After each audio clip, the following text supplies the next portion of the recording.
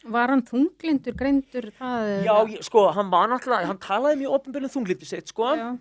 en hann var einhvern tímann, sko, þú veist, ég held hann hafi líka, ég spurði einhvern tímann, einhvern sem var hann tengdur, sko, svona faglega, þú veist, bara, og þá að hann var, hafði verið, að ég hélt greindur með bipolar 2 en ekki fengið viðandi treatment við það því svo var hann afgreindur með, þú veist, og það var svona hlutir, það eru mikið hlutir sem við bara vitum ekki. Nei. Og hann talaði líka opinberlega fíknina sína og fíkn líka og þú veist, þannig að svo erfitt, þú veist, hann var svo bara mikið veikur, þú veist, bara mikið veikur. Ég sé hann alltaf fyrir mig svona bara mann sem bara svona synda, þú veist, eitthvað á sjó með eitthvað svona bara 80 tonn bara halda sér, þú veist, hann var bara strögglega, sko. Hann hefur ekkert verið á lyfjum?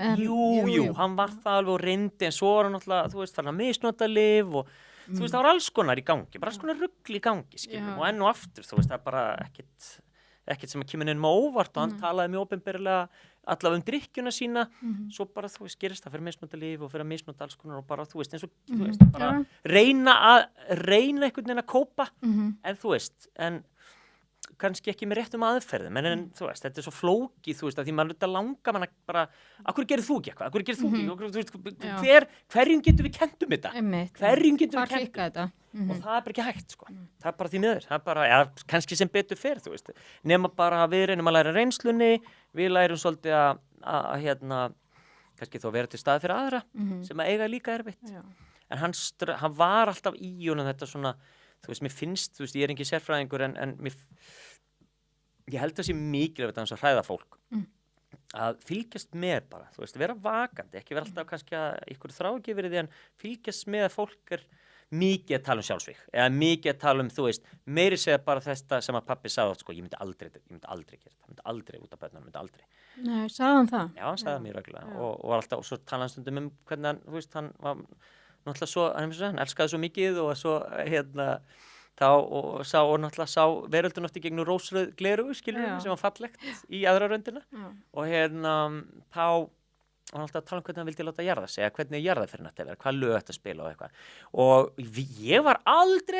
svo bara eitthvað, ok. Og alltaf bara, og svo var alltaf, ég myndi aldrei gera þetta og ég held meira sem hann hafa sagt þetta einhvern veginn opinberlega. Og það var ekki fyrir eftir og bara, akkur það tala svona mikið þetta, akkur svona rosa mikið þetta, og akkur þetta alltaf að tala þú veist, svo náttúrulega var þetta pínu kaltaði að þegar loksins fer, svona skilur mig, óvænt og ekki óvænt, það var alltaf ekki, þú veist, það var engin, þú veist, hann var alltaf veikur, en þú veist, og svo náttúrulega fórum við að róta í öllu drastlina og fundum ekkert og myndi enginn hvernig vildi á sig enginn bara hvernig myndi á þetta lag og þetta lag en þá bara fengum við Bóhall þannig að græði þetta hann græði þetta, fekk fullt á æðislegum söngurum sem að ég mun verða þakklátur sem eftir ævinnar og við fjölskyldan, sko, sem komu bara og sung, það var svo fallegt, sko.